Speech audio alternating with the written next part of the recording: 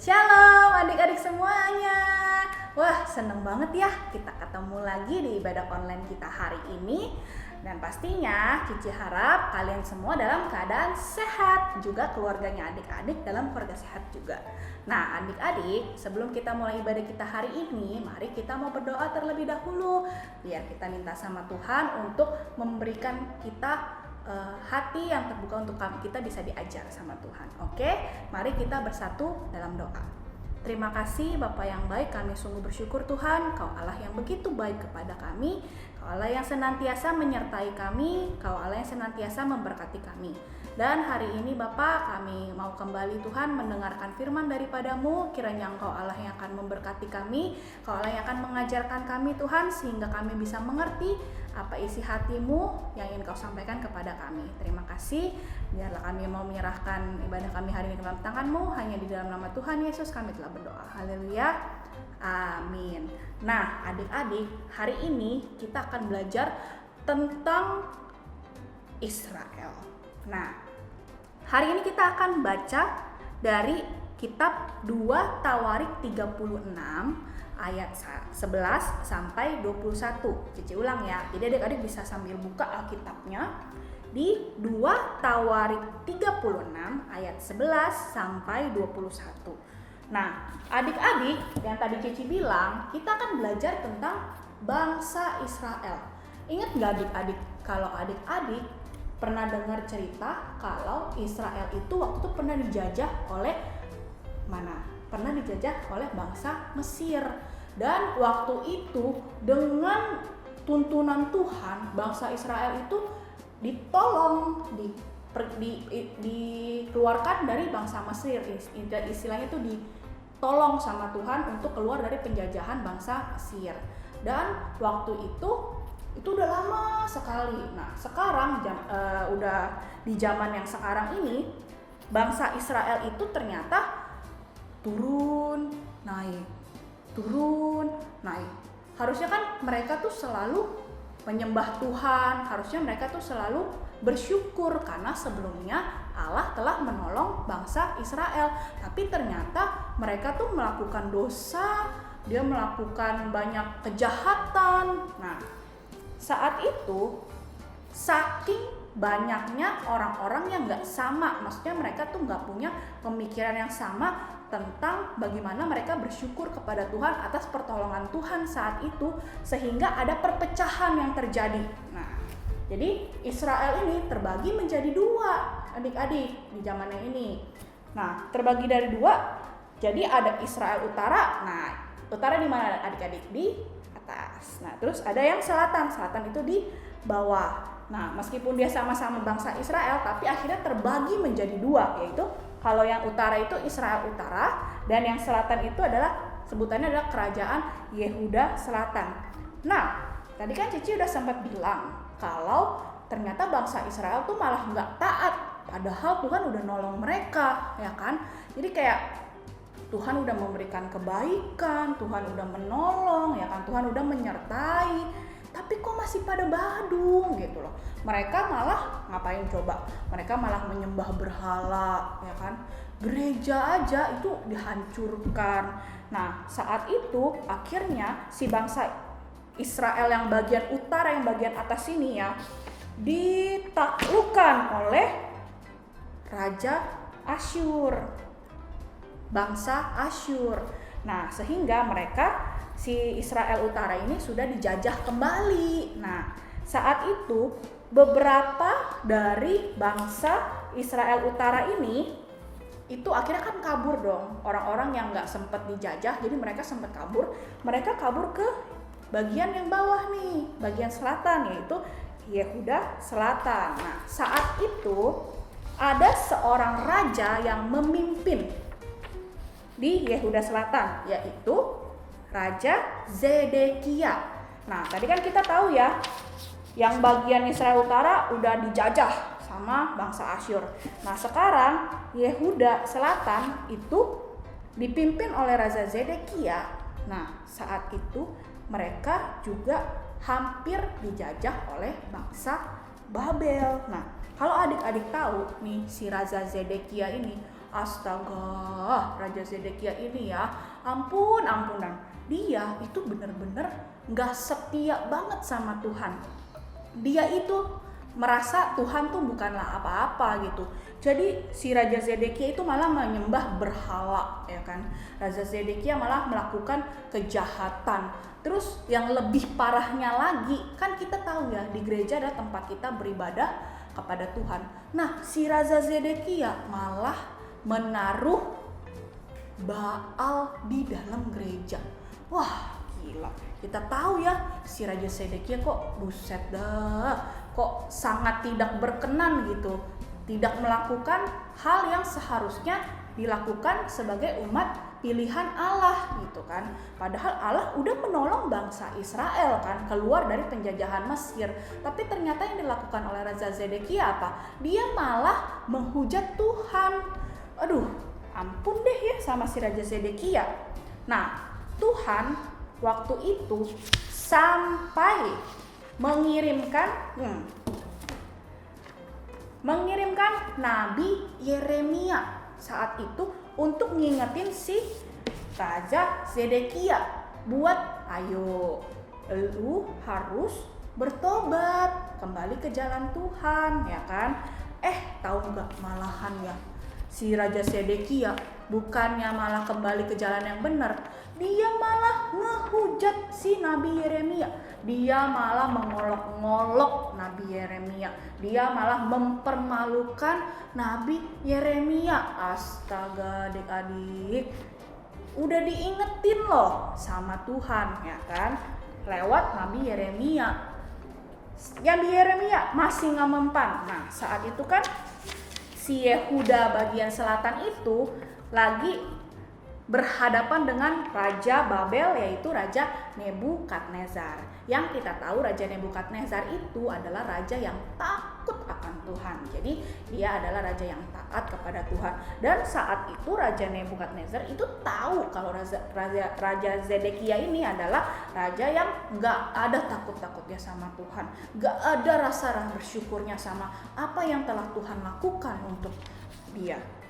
Akhirnya Raja Babel, si Raja Nebukadnezar bilang loh, dia malah kasih penawaran yang sangat baik. Menurut Cici, Tuhan tuh pakai Raja Nebukadnezar tuh buat ngasih tahu gitu ke Raja Zedekia gitu untuk bertobat. Raja Nebukadnezar cuma ngomong gini, lu kembalilah sama Tuhan gitu loh. Jangan berbuat dosa lagi, jangan ngehujat Tuhan lagi, jangan tidak setia kepada Tuhan, kembalilah ke jalan Tuhan. Iya, emang namanya rajanya Badung ya, nakal. Jadi Raja Zedekia tetep nggak mau. Nah, kira-kira kalau adik-adik pikir ya, yang dilakukan Raja Zedekia itu udah parah banget gak? Parah gak? Parah kan ya? Aduh, udah ditolong tapi malah ngehujat Tuhan.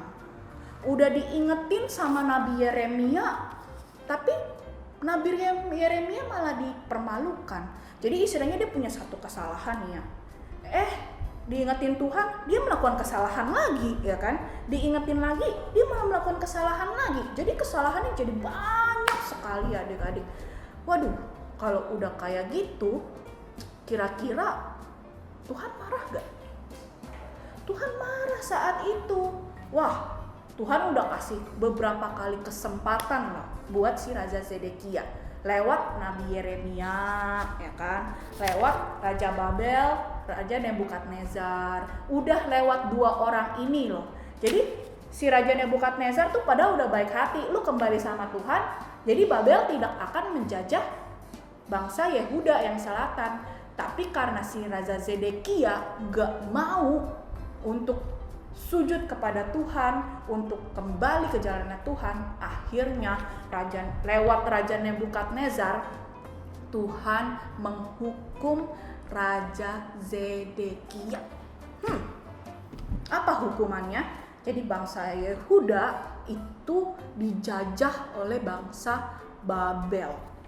Benar-benar dijajah. Jadi ada perbudakan juga, ya kan. Mereka harus taat dengan pemerintahan Babel. Jadi kayak kembali seperti waktu dijajah oleh Mesir. Adik-adik, sedih ya kalau kita dengar. Padahal udah banyak kesempatan yang Tuhan kasih buat Raja Zedekia. Tapi Raja Zedekia tetap aja gak mau untuk kembali ke jalannya Tuhan. Tetap gak mau setia sama Tuhan. Sekarang coba kita pikir ya. Apakah kita juga pernah melakukan hal seperti itu? Apakah kita pernah gak setia sama Tuhan? Apakah kita pernah ngelupain Tuhan dalam hidup kita? Kira-kira Tuhan marah gak ya sama kita? Tuhan bisa marah gak sama kita? Tuhan itu bisa marah sama kita. Tetapi kalau adik-adik mau tahu kenapa Tuhan marah kepada Raja Zedekia? Karena Tuhan ingin ketika Tuhan memberikan hukuman kepada Raja Zedekia, dia akan kapok. Dia akan kembali ke jalan yang benar. Jadi di balik kemarahannya Tuhan itu ada kebaikan dari Tuhan. Nah, sekarang kita harus pikir kalau kita tahu nih kalau kita berbuat salah, apalagi kalau kita udah diingetin, ya kan? Ada yang misalnya ada ingetin, misalnya mama ingetin, ayo jangan lupa berdoa. Kita malah marah gara-gara lagi main game. Kok lucu, ya kan? Atau misalnya mama suruh nggak usah lagi ibadah deh. Misalnya mama lagi minta tolong ngambilin piring, terus kamu lagi main game, terus kamu marah-marah. Loh, kok gitu? Ya kan?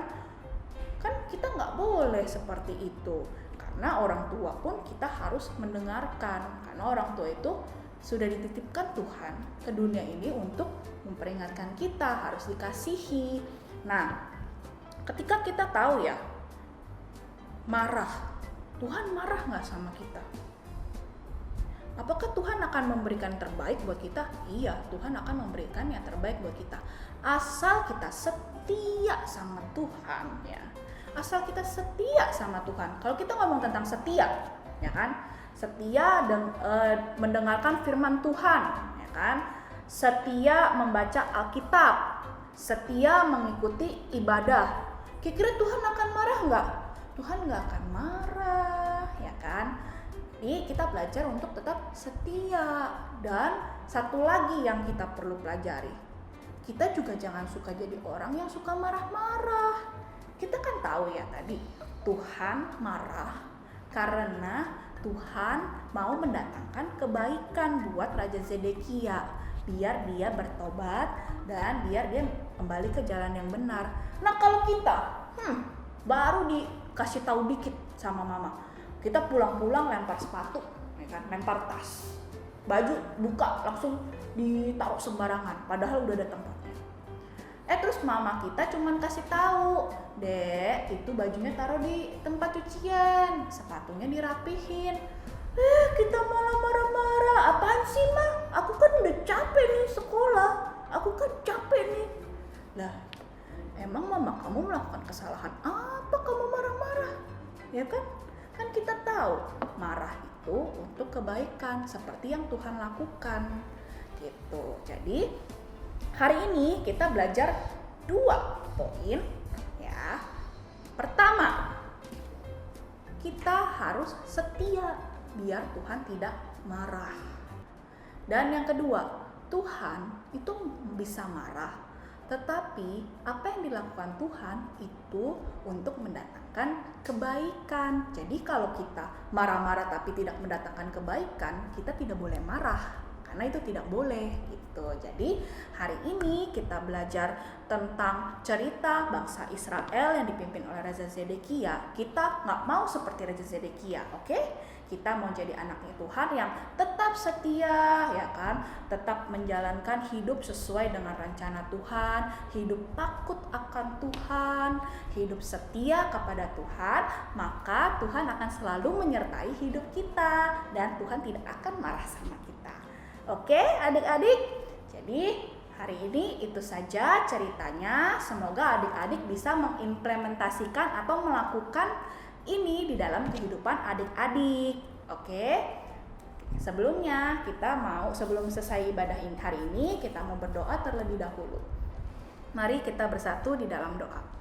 Terima kasih Bapa yang baik, kami sungguh bersyukur Tuhan, Kau Allah yang baik kepada kami. Kami percaya Tuhan, apapun yang Kau lakukan dalam kehidupan kami, Kau Allah yang akan mendatangkan kebaikan untuk kami Tuhan, sehingga kami bisa menjadi pribadi yang lebih baik lagi. Dan kiranya Tuhan, Kau Allah yang mengingatkan kami Tuhan ketika kami melakukan kesalahan Tuhan, karena kami percaya Tuhan, Kau Allah yang akan menyentuh hati kami sehingga kami bisa tahu kami salah Tuhan, kami bisa kembali lagi Tuhan menjadi anak-anak yang setia kepada Engkau, menjadi anak-anak yang takut akan Engkau. Dan kiranya Tuhan, Engkau yang jauhkan kami Tuhan dari hal-hal yang buruk Tuhan, hal-hal yang negatif, sehingga dari hidup kami Tuhan, kami bisa menjadi pribadi yang lebih tenang Tuhan, tidak suka marah-marah Tuhan, tapi kami bisa menjadi berkat dimanapun kami berada, karena kami tahu kami punya Allah yang menyertai hidup kami. Tuhan, kami juga mau berdoa untuk keluarga kami Bapa, kiranya Engkau Allah yang memberkati mama papa kami, adik dan kakak kami, kiranya Engkau Allah yang memberkati mereka sama seperti Engkau memberkati kami. Terima kasih Bapa, terima kasih Yesus, biarlah hidup kami Tuhan seluruhnya kami ingin serahkan ke dalam tangan-Mu, dan biarlah Engkau Allah yang memberikan kesehatan, kekuatan Tuhan di dalam kehidupan kami. Terima kasih, hanya di dalam nama Tuhan Yesus kami telah berdoa. Haleluya. Amin. Oke adik-adik, jangan lupa ya untuk jangan marah-marah dan tetap setia sama Tuhan. Oke, dadah semua.